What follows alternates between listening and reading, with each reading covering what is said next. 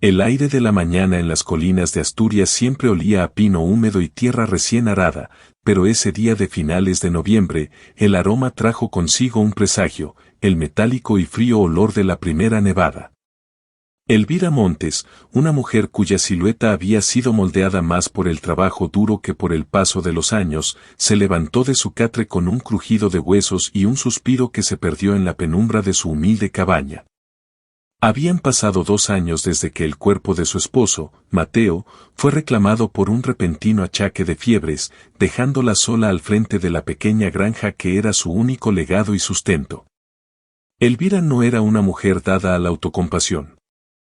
Su duelo había sido una fuerza silenciosa y constante que, en lugar de doblegarla, la había anclado más firmemente a la tierra que amaba. Con 60 años, sus manos, curtidas y fuertes, eran el testimonio de una vida dedicada a cultivar la vida, a extraer sustento de un suelo a menudo ingrato. Se puso su chal de lana más grueso, ató su cabello gris en una trenza práctica y se dirigió a la cocina.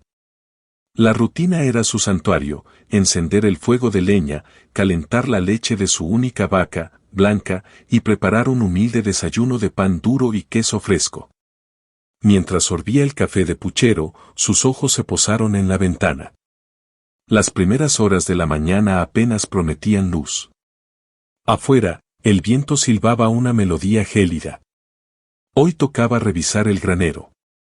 Era una estructura antigua de piedra y madera, más una reliquia que una edificación moderna, pero ofrecía refugio vital para Blanca y guardaba las pocas reservas de heno y grano. Elvira sentía una particular conexión con ese granero, había sido el escenario de sus juegos de infancia, de sus primeros besos con Mateo, y ahora, era el corazón vulnerable de su supervivencia invernal. Al salir, la escarcha ya mordía los campos. Elvira sintió la urgencia de su tarea.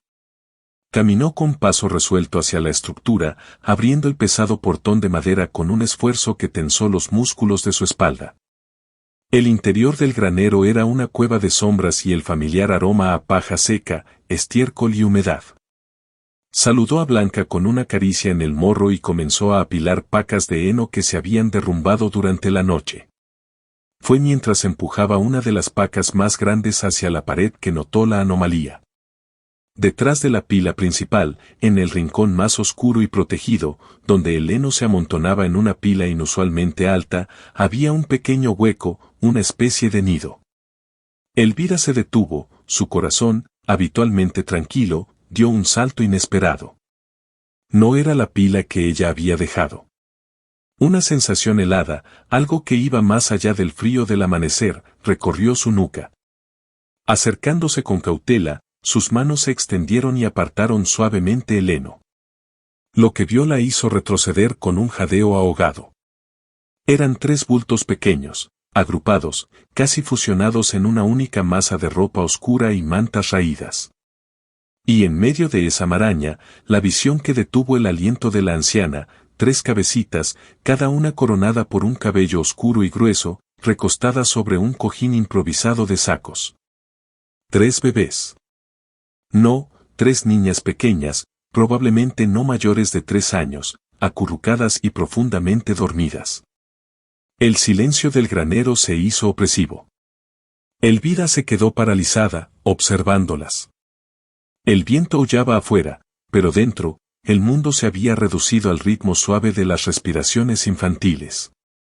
¿Cómo habían llegado allí? ¿De dónde venían? El pueblo más cercano estaba a más de 1 hora a pie, y sus caminos eran traicioneros. La granjera, superando la conmoción inicial, se arrodilló, su rostro arrugado inclinado sobre ellas. Las 3 eran idénticas. Trillizas. Sus rostros, aunque sucios y pálidos, eran de una belleza delicada, sus largas pestañas proyectaban sombras sobre sus mejillas. Estaban vestidas con ropas humildes, gastadas, pero limpias. Una nota de cuidado, de amor, en el abandono. Elvira tocó con la punta de su dedo el hombro de la que estaba en el centro, la tela estaba fría. Un pánico visceral, maternal, se apoderó de ella, barriendo su incredulidad. No podía dejarlas allí. La granjera, sin pensarlo 2 veces, se quitó el chal de lana y lo cubrió sobre las niñas. Necesitaban calor, necesitaban comida, y sobre todo, necesitaban saber que estaban a salvo.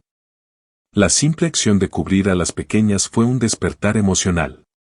El vacío que la muerte de Mateo había dejado en su corazón no se llenó, pero por un instante, la granja, antes silenciosa y solitaria, pareció vibrar con una nueva y urgente necesidad. Mientras se preparaba para despertarlas y llevarlas a la cabaña, Elvira notó algo más.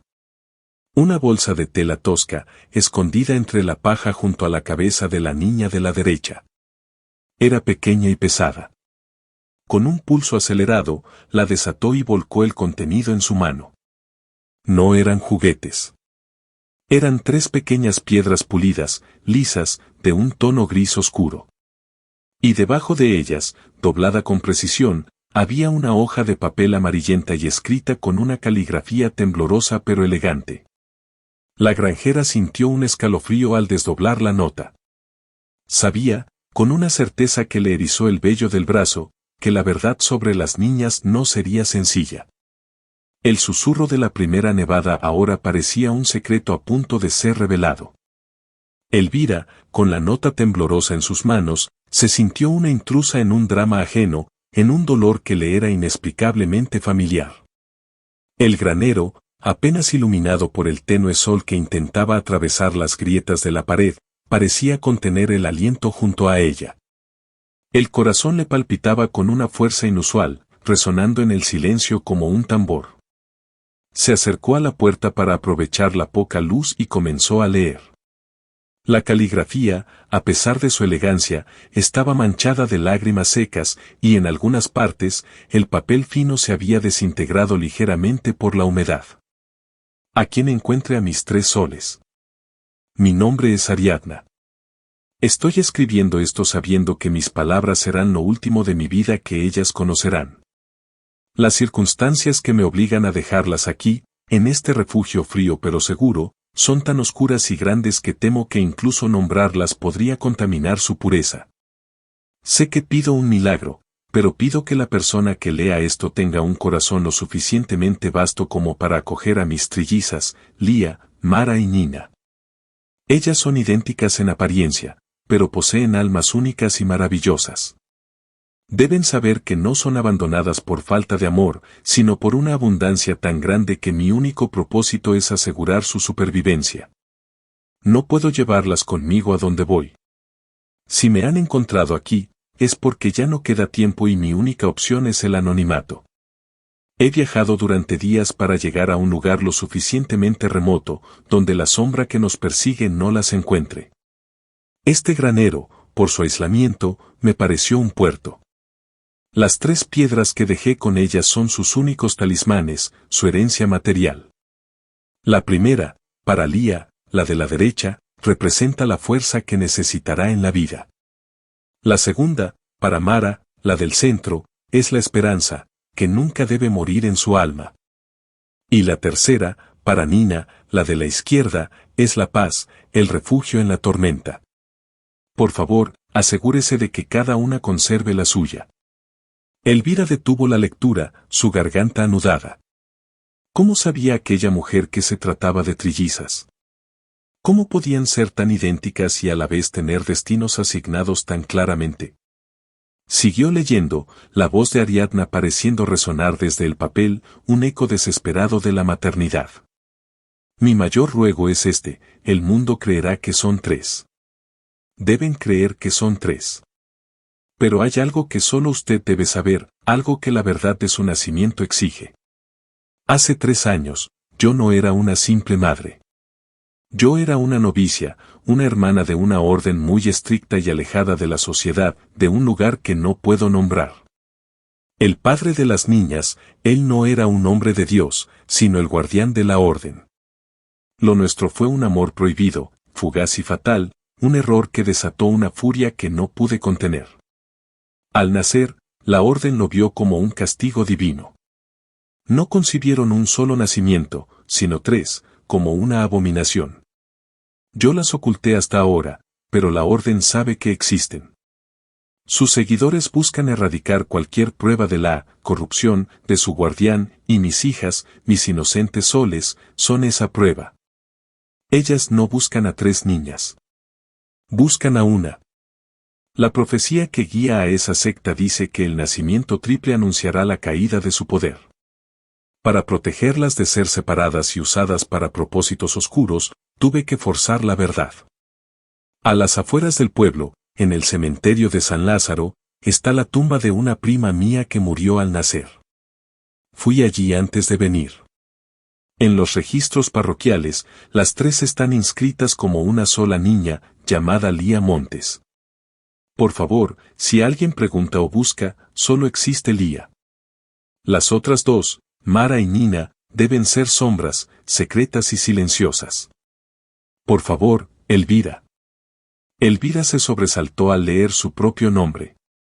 El impacto fue tan fuerte que casi dejó caer el papel. La mujer no solo la conocía, había planeado esto con una precisión escalofriante. Sé quién es usted, Elvira Montes. Su pena, su bondad, su soledad. Mateo, en paz descanse, fue un amigo de infancia de mi padre, y cuando yo era una niña, pasé un verano aquí, en la granja, el único lugar en el mundo donde sentí verdadera paz. Usted es fuerte. Usted las protegerá. Dentro de esta bolsa también hay un amuleto de plata. Véndalo si es necesario. Que la divina misericordia la guíe. Con el corazón roto y la fe en su bondad, Ariadna. Elvira terminó de leer, y la nota se deslizó de sus dedos. Cayó al heno, pero ella no se movió para recogerla. La granjera se quedó arrodillada, la mente un torbellino. Llorar no era su estilo, pero las lágrimas vinieron de pronto, ardientes y copiosas, por el dolor inimaginable de aquella madre y por el peso abrumador de la responsabilidad que acababa de caer sobre sus hombros. La verdad no solo la había hecho llorar, sino que había reescrito el futuro de su soledad. Trillizas. Una secta. Una identidad falsa. Ella, Elvira Montes, la humilde granjera, estaba ahora inmersa en un secreto mortal. Miró a las niñas dormidas, a Lía, Mara y Nina, y sintió una explosión de ternura feroz. No eran solo niñas abandonadas, eran su misión. Su legado. Su familia. Recogió la nota y el amuleto de plata, lo guardó todo en su bolsillo con la determinación de quien hace un juramento silencioso. Era hora de sacarlas del frío. Elvira se levantó del suelo del granero con una lentitud deliberada, sintiendo el peso de la responsabilidad como una capa fría sobre sus hombros. La niebla mental causada por la conmoción se disipó, dejando paso a la claridad cortante de la necesidad. La madre, Ariadna, no solo había depositado a sus hijas allí, sino que había planeado meticulosamente su refugio, entrelazando sus vidas con la de Elvira a través de un lazo olvidado de la infancia y, más importante, a través de la empatía por la soledad. Elvira comprendió que la nota no era un simple ruego, era una exigencia basada en un conocimiento íntimo de su carácter y de su pasado. Ella no podía fallar. Su primer instinto fue la acción. Con la fuerza que el miedo y la maternidad subrogada le infundieron, Elvira comenzó a despertar a las niñas. Habló con voz baja y suave, la misma voz que usaba con su vaca blanca en las noches de tormenta, buscando la calma para no asustarlas. Tocó primero el hombro de Mara, la niña del centro, que estaba más protegida. Despertad, pequeñas. Ya está amaneciendo. Vamos adentro, donde hay fuego, murmuró. Las trillizas se despertaron de forma escalonada, como 3 pétalos abriéndose. Lía fue la primera en abrir sus grandes ojos oscuros, idénticos a los de sus hermanas. Miró a Elvira sin miedo, con una mezcla de curiosidad y agotamiento. Mara y Nina le siguieron. Sus miradas estaban cargadas de una seriedad impropia de su edad. No lloraron, ni gritaron. Solo se miraron entre ellas y luego a la extraña anciana. Elvira sintió un nudo en el pecho ante su silencio y obediencia. Venga, mis soles. Vamos despacio, dijo Elvira, ayudándolas a levantarse. Eran sorprendentemente ligeras. Las arropó con su chal de lana y cargó a Mara en un brazo. Lía y Nina se aferraron a sus ropas gastadas con una confianza instintiva. El trayecto desde el granero hasta la cabaña fue corto, pero crucial. Cada paso representaba el abandono de su vida solitaria y el abrazo de un secreto peligroso. Una vez dentro de la cálida cabaña, la sentó junto a la chimenea encendida. El olor a humo de leña, café y pan fue el primer consuelo que recibieron. Las niñas, aún en silencio, observaron las llamas con fascinación. Elvira, con una eficiencia que le venía de años de autosuficiencia, preparó una olla grande de leche caliente, endulzada con miel de montaña, y les ofreció trozos de pan fresco que había guardado. Verlas comer fue un bálsamo para el alma de la anciana. Comían despacio, con buenos modales, pero con una avidez que revelaba el largo y frío viaje que habían soportado. Mientras comían, Elvira comenzó a examinarlas con más detalle. Estaban sanas, pero pálidas y con cortes superficiales en las manos, seguramente por haber caminado por el bosque. Sus ropas eran de buena calidad, aunque remendadas con cuidado, lo que sugería una procedencia de recursos limitados, pero con orgullo. Tras el desayuno, Elvira las llevó al pequeño lavadero. La visión de las tres en el barreño fue un espectáculo de una ternura tan profunda que Elvira tuvo que apartar la mirada para no romper a llorar de nuevo. Las lavó con agua tibia y jabón de pasto, cepillando con suavidad sus cabellos oscuros y gruesos. El proceso fue lento y meticuloso. Al finalizar, las tres brillaban, sus rasgos idénticos se revelaron con una belleza prístina. Eran perfectas. Ahora, un poco de calor, les dijo, envolviéndolas en las únicas 3 mantas gruesas que tenía. La cabaña era pequeña y ofrecía poco espacio. Elvira decidió que no dormirían en el catre de Mateo, que todavía guardaba como una reliquia. En su lugar, movió los muebles en la sala de estar y creó una gran cama improvisada con pieles y almohadas cerca del fuego. Ellas se acurrucaron allí, las 3 juntas, y se quedaron dormidas casi instantáneamente, agotadas por el frío y el estrés. Mientras las trillizas dormían, Elvira se sentó en silencio, analizando su nueva realidad.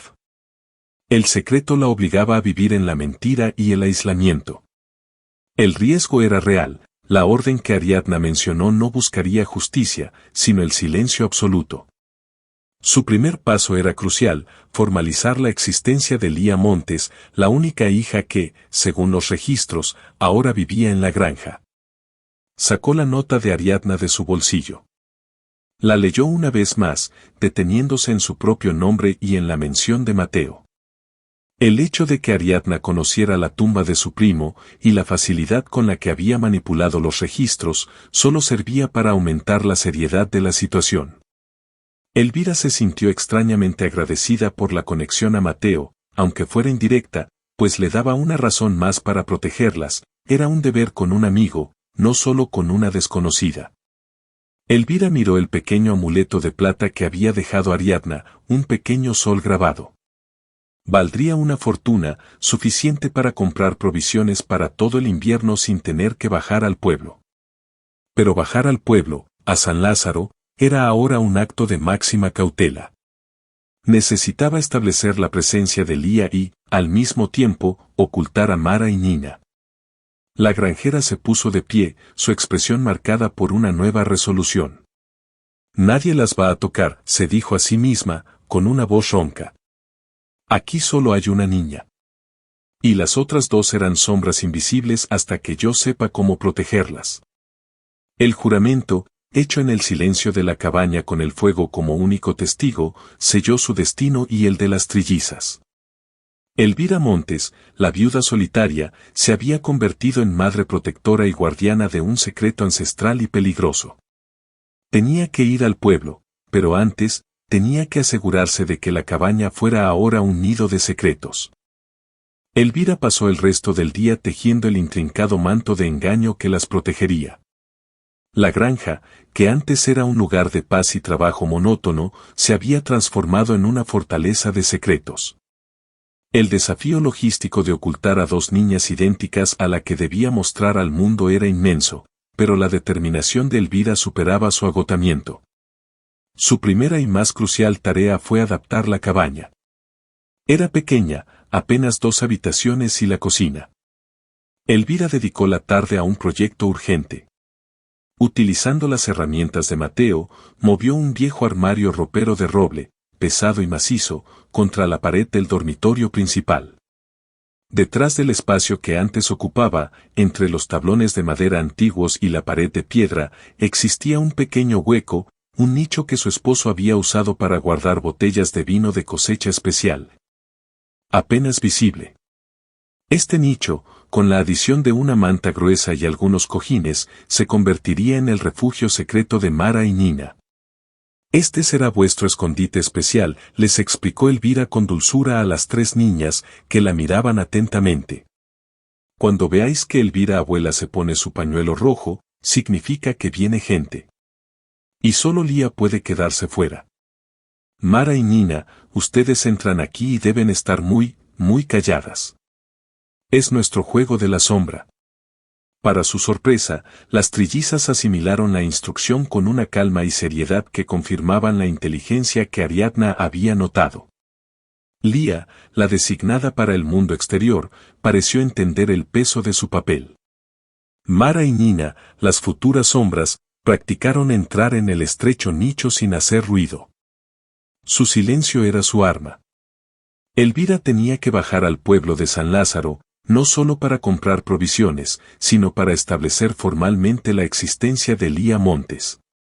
Su coartada debía ser impecable, simple y basada en la verdad a medias. Lía era la hija de su primo, Ariadna, quien había muerto al dar a luz y cuyo cuerpo había sido traído a San Lázaro, tal como decía la nota. Para evitar preguntas sobre su repentina aparición, Elvira usaría el dinero del amuleto de plata para comprar regalos y provisiones, ofreciendo una narrativa de prosperidad reciente. Antes de emprender el viaje, Elvira tomó el amuleto de plata. Era una pieza antigua y finamente trabajada que garantizaba un buen precio. Lo guardó bajo sus ropas, junto con la nota de Ariadna, que sabía debía destruir pronto, y una bolsa de tela con las 3 piedras pulidas. Les dio las piedras a las niñas, explicando la importancia de conservarlas. Lía, esta es tu piedra, la de la fuerza, dijo Elvira, entregándole la primera. Lía la apretó con seriedad. Mara, tu piedra de la esperanza, le entregó la segunda, y finalmente, a Nina, y esta, mi pequeña, la piedra de la paz. Elvira se puso el pañuelo rojo, señalando que se iba, y les dio un último abrazo. Vendré con un regalo. Sean buenas. El camino a San Lázaro era largo y tortuoso, lleno de piedras resbaladizas por la escarcha. Elvira caminó con una mezcla de ansiedad y resolución. Al llegar al pequeño pueblo, sintió de inmediato las miradas de curiosidad. San Lázaro era una comunidad cerrada, la aparición de la solitaria Elvira era un evento. Se dirigió primero a la casa del joyero, un hombre llamado Don Ramón, conocido por su discreción. Le mostró el amuleto. Don Ramón, con sus gafas de montura de carey, examinó la pieza con un brillo de asombro en sus ojos. Elvira, esto es una antigüedad. Plata de ley, una pieza de orfebrería de la capital, diría yo. ¿De dónde lo ha sacado?, preguntó el hombre con voz queda. Elvira, preparada, forzó una sonrisa triste. Era de mi prima Ariadna, don Ramón.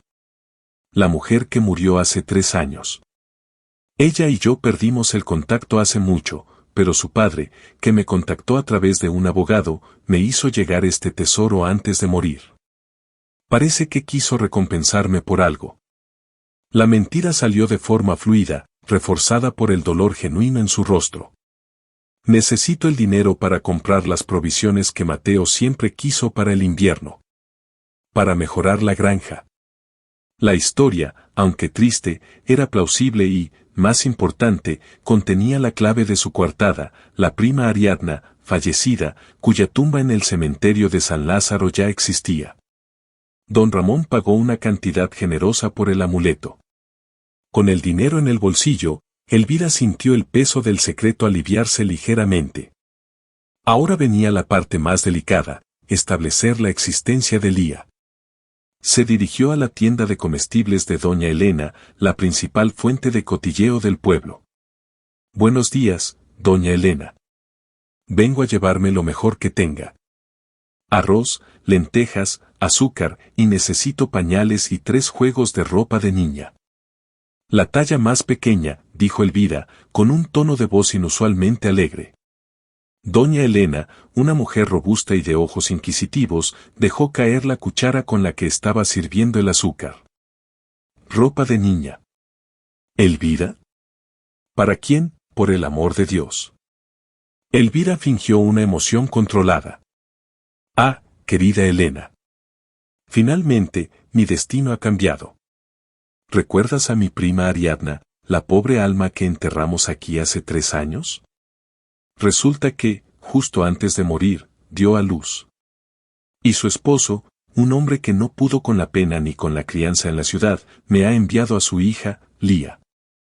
Es una niña preciosa, Elena, y ahora estará conmigo en la granja. Se llama Lía Montes. La historia se propagó por la tienda como fuego.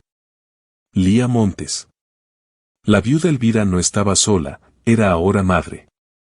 Elvira compró la ropa, 3 juegos para Lía, aunque solo mostraría 1, y provisiones abundantes. Sabía que la noticia llegaría al párroco y a los registros oficiales. Lía Montes ahora existía para el mundo de San Lázaro, y la profundidad del dolor de Ariadna había justificado el retraso en la revelación. Elvira regresó a la granja sintiendo el peso de la responsabilidad, pero también la satisfacción de un plan ejecutado con éxito. Ahora solo tenía que mantener el secreto de las otras 2, Mara y Nina, las sombras, las gemelas ocultas por la fuerza, la esperanza y la paz. El asentamiento de las trillizas en la cabaña fue un acto de malabarismo emocional y físico para Elvira. Habían pasado los primeros 6 meses y la rutina se había establecido con una precisión casi militar, sostenida por el amor incondicional que la granjera sentía por las 3. Para el mundo exterior, solo existía Lía. Elvira la vestía con ropas sencillas y limpias, le peinaba el cabello y la llevaba ocasionalmente consigo a los linderos del campo, donde no pudiera ser vista por los escasos visitantes. Lía era la fachada, la niña que jugaba cerca de la casa, la que Elvira mencionaba en las raras ocasiones en que se encontraba con algún vecino. La historia de la huérfana Lía Montes había sido aceptada por la comunidad y Elvira era vista con una mezcla de lástima y admiración por asumir la crianza a su edad. Pero dentro de la cabaña, la dinámica era completamente diferente. Lía, Mara y Nina compartían la vida, la educación y, sobre todo, el gran secreto. A pesar de ser idénticas, Elvira había aprendido a distinguirlas no por la apariencia, sino por las piedras del destino que Ariadna había asignado, y por sus personalidades. Lía, fuerza era la más decidida, la líder instintiva. No le temía a los extraños ni a los sonidos de la noche. Era la que siempre preguntaba el porqué de las cosas, su ímpetu la hacía perfecta para ser el rostro público. Mara, Esperanza era la más soñadora y sensible. Tenía una conexión especial con los animales de la granja, especialmente con Blanca, la vaca. Mara a menudo consolaba a sus hermanas cuando Elvira estaba ausente, irradiando una calma dulce. Nina, Paz era la más observadora y silenciosa. Prefería acurrucarse en el regazo de Elvira y escuchar el crepitar del fuego. Nina era la ancla emocional de las 3, poseía una quietud que a veces parecía antinatural para una niña pequeña. Elvira había ideado un sistema de turnos para su educación y recreo. Lía, como la hija oficial, salía con más frecuencia y aprendía sobre la granja. Mara y Nina pasaban gran parte del día en el interior, a menudo en el pequeño nicho detrás del armario. Elvira les enseñaba a leer y escribir utilizando libros viejos de Mateo y La Luz del Fuego. La clave era garantizar que las 3 tuvieran las mismas habilidades, en caso de que su vida como sombras tuviera que terminar. Sin embargo, el secreto estaba cobrando un precio. Elvira vivía en un estado constante de hipervigilancia. Cada golpe en la puerta, cada sonido inusual, la enviaba al pánico. Ella se ponía el pañuelo rojo, y las trillizas ejecutaban el juego de la sombra con una rapidez impresionante. Mara y Nina se deslizaban al nicho con Lía asegurándose de que el armario cubriera perfectamente el escondite antes de abrir la puerta a cualquier visitante. Un día, la amenaza se sintió más real que nunca. Un cartero, un hombre joven llamado Javier, que no solía subir hasta la granja, apareció para entregar una carta oficial. Buenos días, Elvira. Disculpe la molestia, pero la carta es urgente. ¿Podría llamar a la pequeña Lía? El documento requiere la firma de un testigo mayor de edad, y aunque ella es muy joven, usted no tiene a nadie más, explicó Javier, con la voz entrecortada por la subida. Elvira sintió cómo se le helaba la sangre. Había visto a Javier acercarse desde la ventana y había activado el juego de la sombra. Lía estaba sola, esperándola cerca de la cocina. Claro, Javier. Ahora mismo, respondió Elvira, poniendo su mano en el hombro del cartero para hacerlo esperar, mientras su mente trabajaba a 1000 por hora. En el interior, Lía estaba junto al fuego. Elvira se acercó rápidamente, respirando hondo. Escúchame, mi vida. Hay un hombre afuera. Necesita que una niña firme un papel. Tienes que ir tú. Sé fuerte, Lía, eres la única aquí. Actúa como si fueras la única niña en esta casa, ¿entiendes? Lía asintió, su rostro serio. Elvira la tomó de la mano y salieron. Lía se mostró tímida pero cortés, firmando la esquina del documento con un garabato imperfecto pero claro.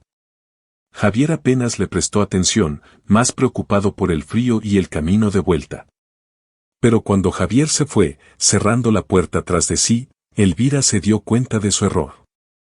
Al mirar por la ventana, vio que las nubes se habían disipado, y el sol brillaba con fuerza, iluminando la habitación a través de la ventana.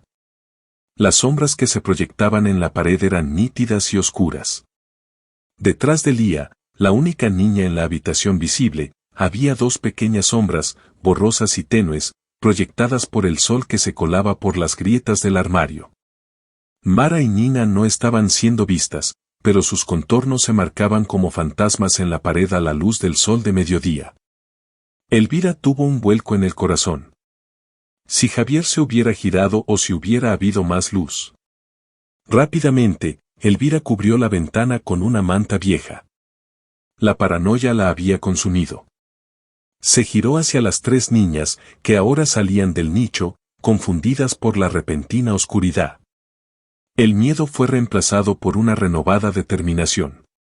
El riesgo era demasiado grande.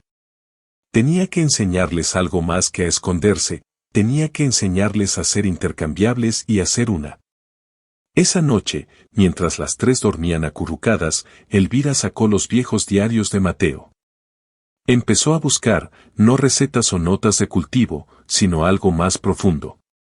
Sabía que para proteger el secreto de Ariadna, tendría que entender la amenaza que las perseguía, esa orden de la que ella había hablado.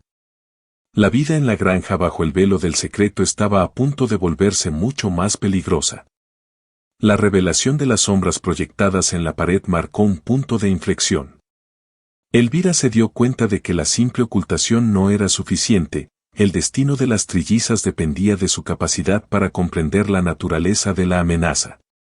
Si la secta de la que Ariadna había huido las estaba buscando, el anonimato de la granja solo sería una protección temporal. Esa noche, mientras el viento aullaba contra la chimenea y las tres niñas dormían profundamente, Elvira se dedicó a la investigación. La cabaña, que había sido el refugio de su amor con Mateo, ahora se convertía en un centro de conspiración. Los diarios de Mateo eran voluminosos y estaban llenos de notas sobre el clima, las cosechas y las deudas, pero Elvira recordaba que su esposo, antes de casarse, había trabajado brevemente como ayudante del párroco de un pueblo lejano y tenía una fascinación por la historia oculta de la región. Después de horas de búsqueda, casi al amanecer, Elvira encontró lo que buscaba en la parte posterior de un diario encuadernado en cuero. No era una narración, sino una serie de transcripciones de textos antiguos de la iglesia local, escritos en una letra menuda y con un latín rudimentario, traducidos al castellano por Mateo. Encontró un pasaje titulado, El juramento de la triple estirpe y la caída de la sombra. El texto narraba la leyenda de una orden ascética, descrita como la Hermandad de la Luz Velada, que se había establecido en la región de Asturias siglos atrás. Su misión era custodiar un antiguo poder espiritual y mantener el equilibrio entre el mundo terrenal y el sagrado. La orden era rígida, misógina y obsesionada con la pureza. El pasaje crucial, el que hizo que el corazón de Elvira se encogiera, detallaba una profecía. Cuando la pureza de la orden sea corrompida por la sangre, no uno, ni dos, sino tres brotarán del útero. La tríada, idéntica en rostro pero dividida en alma, marcará el final de la sombra que gobierna el templo. El guardián que engendró el triple fruto pagará con el destierro, y la tríada será silenciada para que la luz velada prevalezca. Elvira se dio cuenta de la magnitud del peligro. Ariadna no solo había violado una regla, sino que había activado una profecía. Las niñas eran la prueba viva de la corrupción del guardián, el padre que Ariadna había mencionado. Elvira entendió que si las encontraban, no solo las separarían, intentarían silenciarlas para evitar la caída de la orden. El secreto de las tres identidades en una sola era la única forma de desviar la profecía, que buscaba la tríada completa. Mientras revisaba más notas, encontró una referencia a un símbolo, la rueda de piedra de Belén, que supuestamente marcaba la ubicación del monasterio principal de la orden. Mateo había dibujado un mapa tosco, anotando que el lugar se encontraba en las profundidades de las montañas al este, cerca de un viejo sendero de contrabandistas.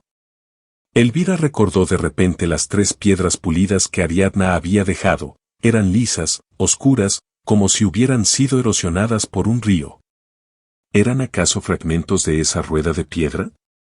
La anciana pasó el día en un estado de concentración febril. Necesitaba más información y suministros para el aislamiento. Tomó la decisión de vender el último objeto de valor que le quedaba, el viejo reloj de bolsillo de oro de Mateo, y bajar al pueblo de nuevo, bajo el pretexto de comprar lana para tejer ropa de invierno para Lía. Antes de partir, Elvira reunió a las trillizas.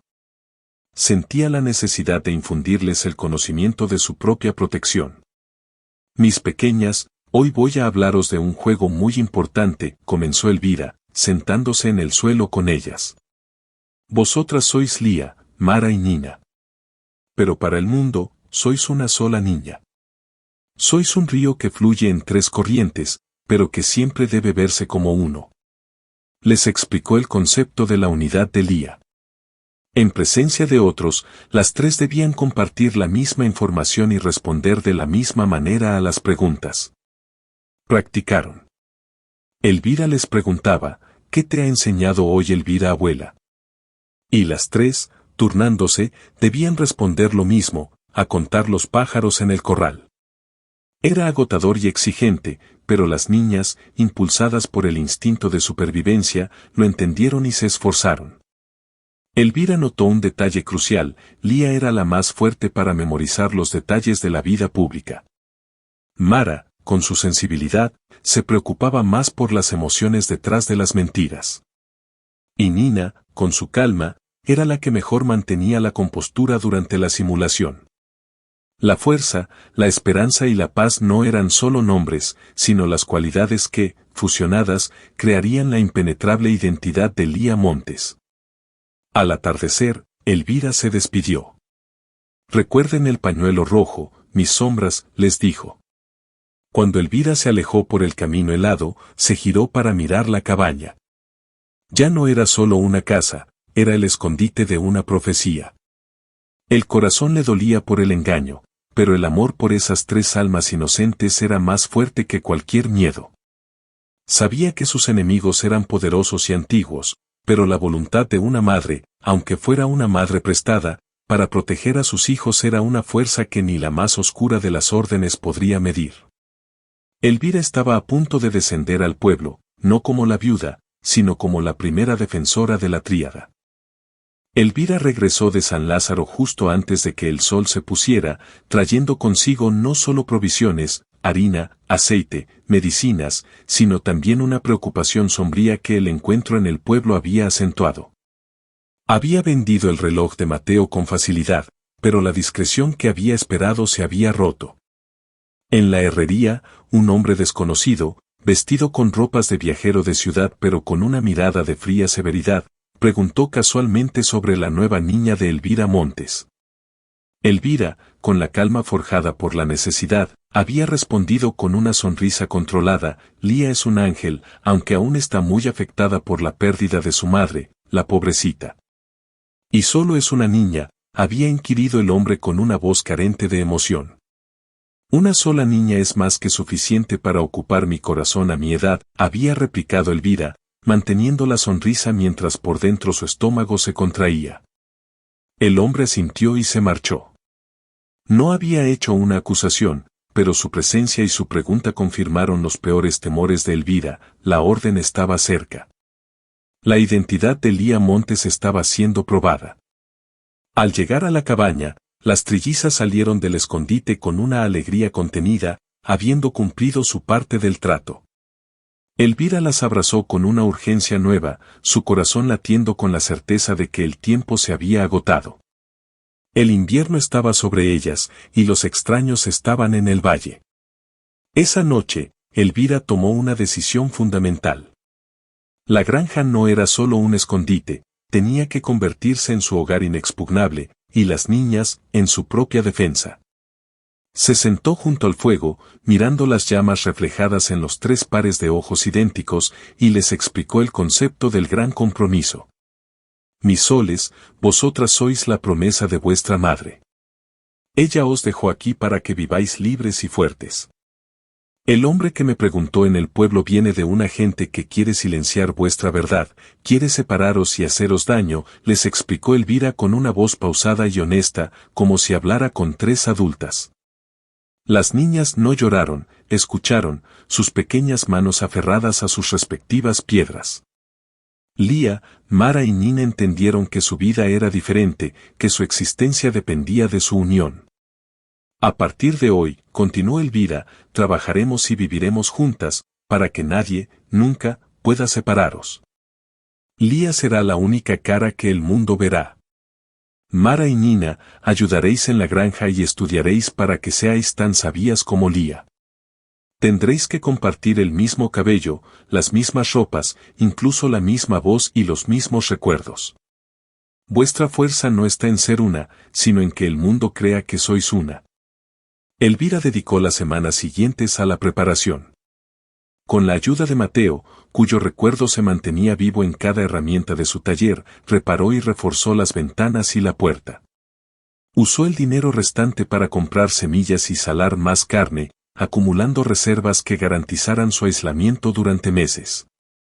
La estrategia era clara: cortar el contacto con el pueblo durante el invierno, dejando que la historia de la viuda y su hija se congelara en la mente de los vecinos hasta la primavera. La enseñanza de la unidad de Lía se convirtió en el eje de su vida. Elvira las ponía a prueba a diario, las vestía con las mismas prendas, les enseñaba a imitar los gestos de las otras, e incluso a responder a las preguntas sobre la vida en la granja con la misma voz. Las 3 niñas, con su vínculo innato de trillizas, demostraron una habilidad asombrosa para fundirse en una sola identidad. Un día de nevada intensa, mientras el granero y la cabaña estaban cubiertos por un manto de silencio blanco, Elvira observó a las niñas jugar. Una de ellas, no podía estar segura de si era Lía, Mara o Nina, estaba en el patio, haciendo un pequeño muñeco de nieve. En el momento en que se giró hacia la puerta, otra niña, idéntica, salió de la cabaña, tomó la mano de su hermana, y ambas entraron. Momentos después, la tercera salió con un trozo de pan y se lo ofreció al muñeco.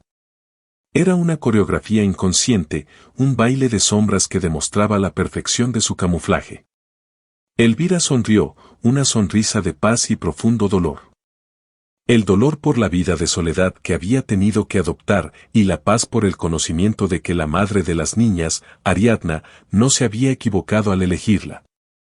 Ella, la humilde granjera viuda, cuyo mundo se había reducido al recuerdo de su esposo y a la aspereza de su tierra, había encontrado un propósito más grande que la vida misma.